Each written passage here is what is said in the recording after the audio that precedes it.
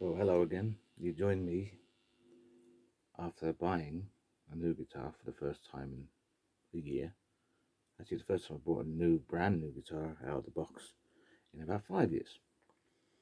So, anyway, it's a slightly different one to usual. I've been looking for cheap, effective guitars as I always do, and this one is one I've been investigating over the last 6 months or so. I've been interested for a long time in hollow body guitars. The last one I bought was a chambered guitar from Golden, and I love the way they ring, different resonations. So this one is a slight throwback to those Gibson type vibes, Gretsch type vibes, but with a slightly modern twist. And that is, excuse me, ta-da, a beautiful Ibanez. And this Ibanez is the as53-tf, very flashy name. The Artcore series. They are remarkably inexpensive, but it's a beautifully made instrument, particularly the woods. This is sapelli on the top, bottom and sides, and the mahogany block that runs through the middle, mahogany neck, rosewood fretboard, and 22 frets. And it's amazingly well made. I'm blown away by something that is only a couple of €100 can have this build quality to it, and factory made, etc., etc. They're never going to be the same each time. But the binding is spot on. There's not a single flaw in any part of it I can see, and I've only got this out of the box less than an hour. I haven't been able to put it down.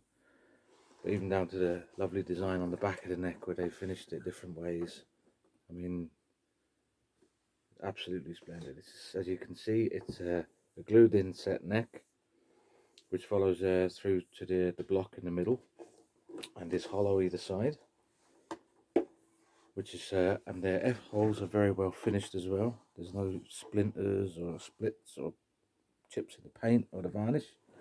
This, as I say, is the flat tobacco burst, as they call it, which is very fetching, especially on the back. It's gorgeous. Look at that, absolutely beautiful. The humbucking pickups are the Infinity R ones, which actually, if you look over my shoulder here, they're exactly the same pickups which are in this RG series behind me, which is amazing, really. I bought that, oh God, I must have been 21, and this one here, many years later, same pickups in a completely different instrument. They're quite warm, but this one here, you'll find at higher volumes, a lot of gain, tiny bit tinny, but you get what you pay for with a cheaper instrument. That's what the tone knob's for. If you think it's a little bit trebly, roll off the tone, roll off the volume, roll off the gain. Be sensible about it. But anyway, back to this.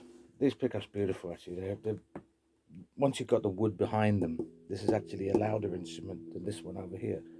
I kind of like doing the comparison here, because you wouldn't ever think that shape and this shape in any variation would be similar in any way, but they are. It's amazing. Anyway, simple wiring harness. We have volume and tone, and a three-way selector, which is a remarkably solid three-way selector.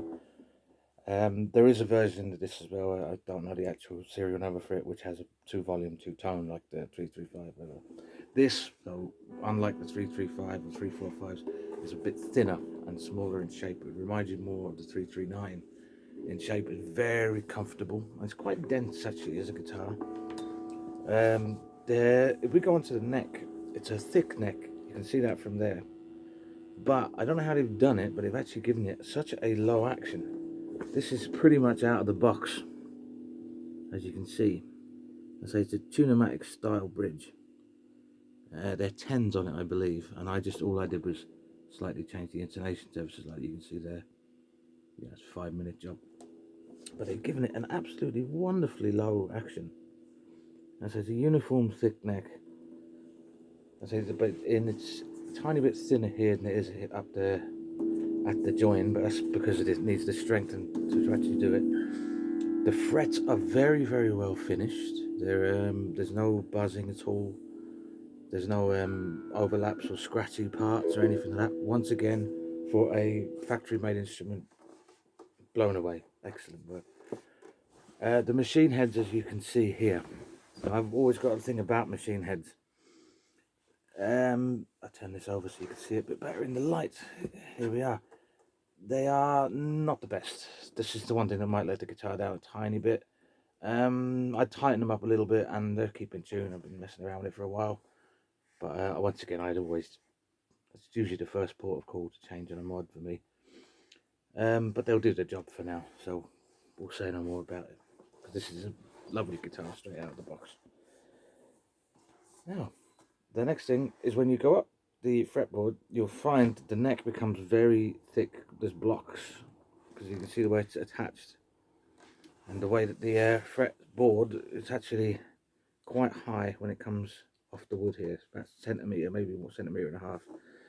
So you'll notice that as you're playing up on the higher frets. The access is there, let's say for 22 frets, but you just have to change your articulation a tiny bit. Mainly bring the thumb forward, I find. I have small hands anyway. But you can actually shred quite well on it. This is what it sounds like without any amplification whatsoever. I've got a small practice amp here, and as I did in the Golden video, a Boss Micro BR, which I'm going to be using for effects, and I have a small backing track recorded to annoy you with.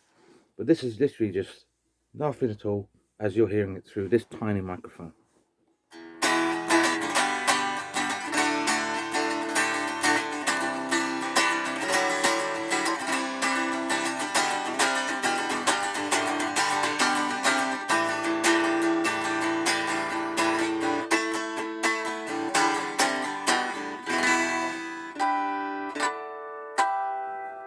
Very resonant for a thin body, hollow body, you know. Sorry, need me cup of tea. But when we'll use a clean channel now for start, and then we'll do a little bit more fuzzy stuff afterwards.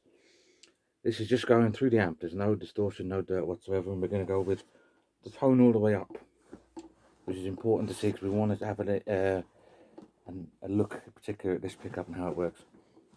So this is volume and tone all the way up on the neck pickup, completely clean.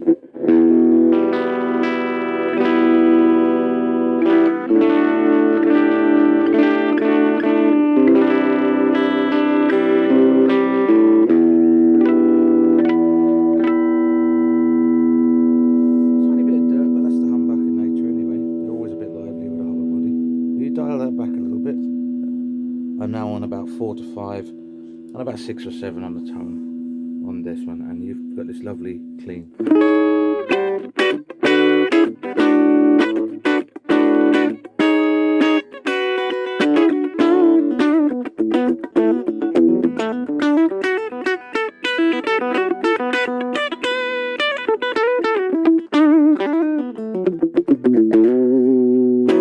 The middle pickup. All the way on, all the way on.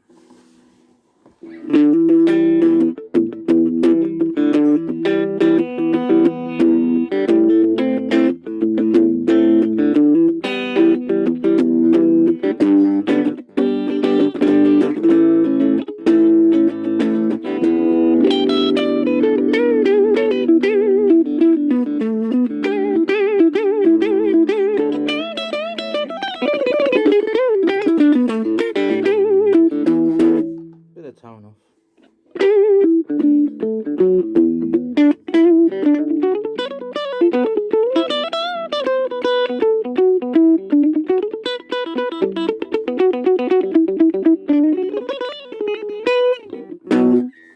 Lovely. That's actually very nice. There's a good bit of distance here in between these. And now we'll have the tone on and volume all the way up for the neck pickup. This is a little warmer hummer, hum type thing.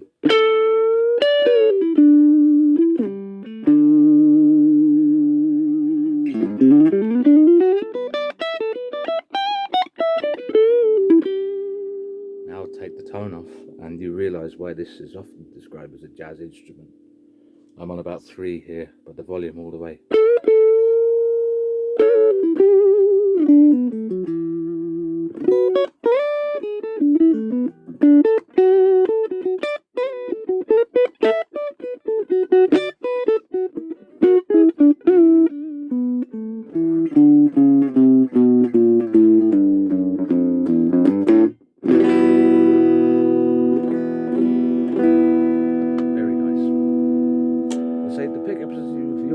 realise as they go along, as all guitars, I mean, I've got expensive guitars here. I say behind me, this is the humbuckers. I've got single coils, a combination of the two here. You get used to them and you find your own shorthand for making a sound. This one is very good value for the sake of, it's a beautifully made instrument, but you can actually get a lot out of it for very simple controls. I mean, these controls here are as basic as you could probably get for an acoustic guitar or electric guitar, but they're very substantial to use. They're very well made. As I said, this here, you can hear a slight buzz when I take my hand off. It's the nature of these pickups, I'm afraid.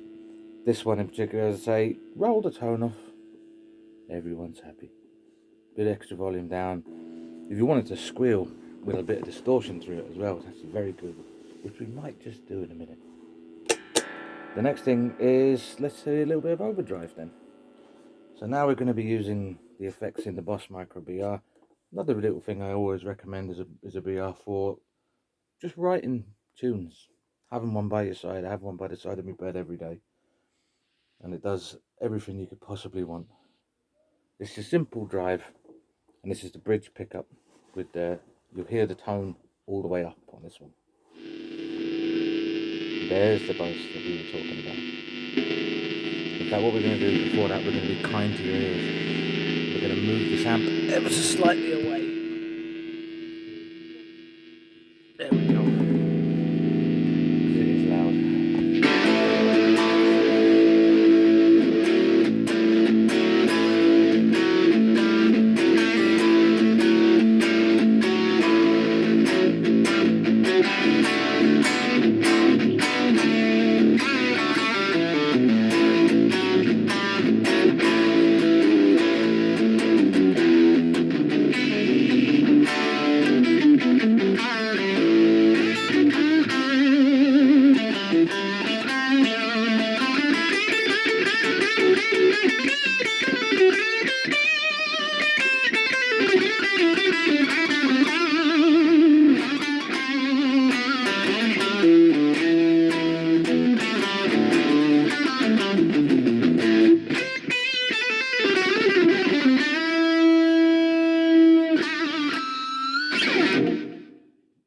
Very good, isn't it? Pick a lot of different variations in it.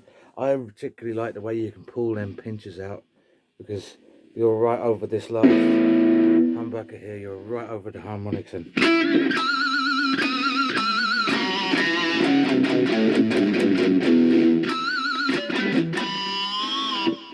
not something you'd expect out of a guitar like this, but they do scream.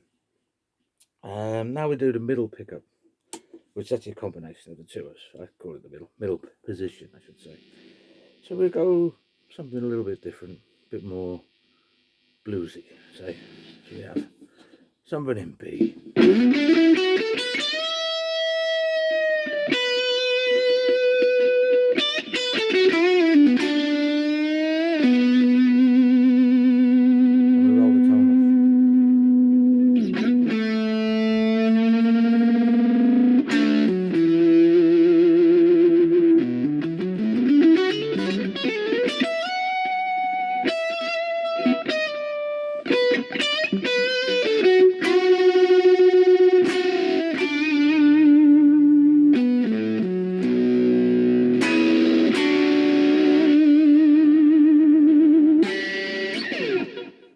Once again, big sound.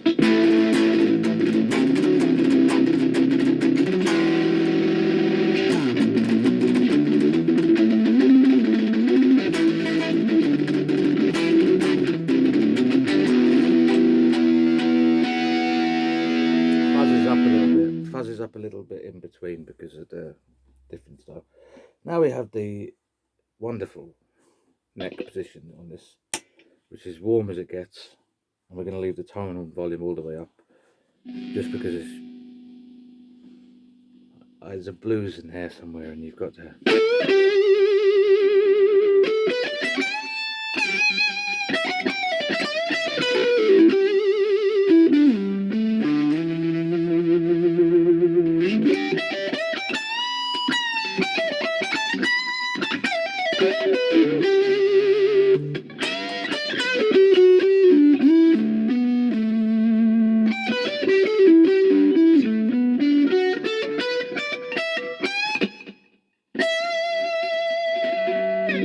Got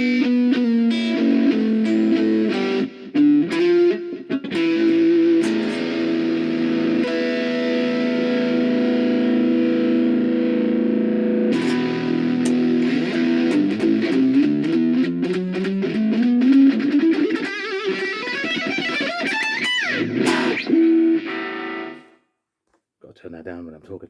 As you can see, it's a bit of a shredder when it wants to be. Don't let the thickness of the neck and the radius put you off, because it is quite a rounded one. You'll get used to it, and say if you've got the strength in your fingers, you'll play it anything at all. But the prices you're looking at, you probably pick one of these up for less than €300 at this stage. There are some I've seen secondhand that people are trying to sell for more, where they've put different transfers on the top of it. Unscrupulous pricks, but they'll get away with it. Some of them will. But if you see one, they're not too bad. Then I would recommend this guitar. If you like something that's aesthetically pleasing to the touch, the finish is second to none. Seriously, I've never seen a back as nice as that one. If you notice, there's actually a contour built into this. It's not just completely flat. There is a dynamic here. It goes down to the block, and bulges out ever so slightly, and comes back down again on the top. It bulges in the middle and comes down again. And say the block here in the middle, very, very solidly secured, and there is not a sign of it anywhere on the binding that there is anything other than air underneath it. Ibanez, you've done good work here. So now what I'm going to do, because I've talked for apparently 17 minutes, and you all love that, I'm going to make some noise for you. And it's a backing track that I found that I'm just going to jam over. And this is the reason why I'm using this bus, is because I have some lovely tones on here. And I want to show you what this sounds like with a wet overdrive and reverb tone. Very Gilmore-esque, if I may say so. Not the playing, the sound, but you know, we've all got to start somewhere, haven't we? So without further ado, let's do some music.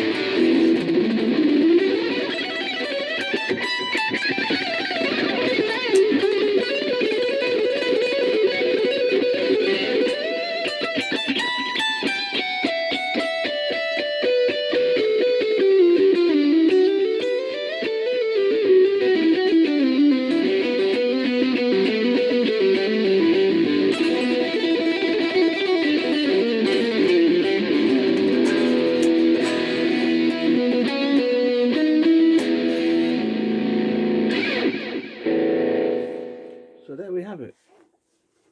This is the wonderful Ibanez as53-tf. It's a guitar that I would recommend you purchase, for it's very well made, plays very well. One of the nicest necks I've played in a long time for a cheaper guitar. Aesthetically, I've never known a guitar to be more appealing to me. These are made in Indonesia. I don't know if this model will still be made in the next year or so, or if something will follow it, but if it ain't broke, don't fix it. If you find one second hand, I recommend it. So I'm just going to say happy days.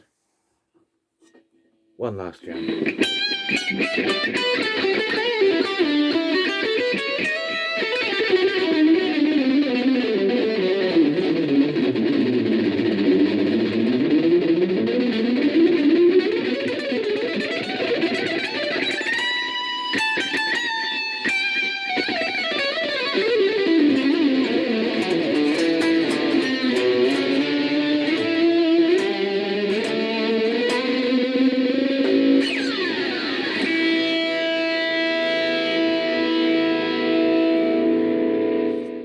Oh, and by the way, as all of my guitars have names, this one is called Treebeard, because it is such a lovely piece of wood. Look at that. Treebeard. Bye bye.